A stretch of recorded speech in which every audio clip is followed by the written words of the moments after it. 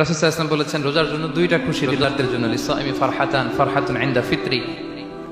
একটা খুশি যখন সে ইফতার করে, এটা একটা আনন্দ, আসলে কিন্তু অনেক আনন্দ।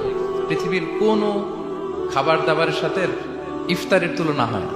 অন্যান্য খাবারের মধ্যে নিয়ে আসা হচ্ছে, আমি সালাদ বানাচ্ছি আবার একটু করে খেয়ে ফেলতেছি, আমি একটা কিছু রান্না করতেছি একটু ট্রাই করতেছি, কিন্তু ইফতারের অ্যারেঞ্জমেন্টটা আলাদা।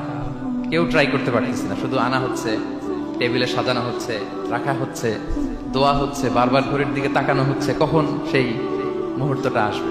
আসা মাত্রই বিসমিল্লাহ বলে আমরা মুখে দেই। তো এটার আনন্দটাই আলাদা। এবং রোজা শেষে প্রথম যে খাবারটা আমাদের মুখে লাগে, এটার যে স্বাদ পৃথিবীর অন্য কোনো খাবারের ওই স্বাদ হয় না। অন্য সময় তো আমরা খেজুর খাই, কিন্তু ইফতারের সময় প্রথম যে খেজুরটা আমরা খাই, এটার একটা অন্যরকম তৃপ্তি না?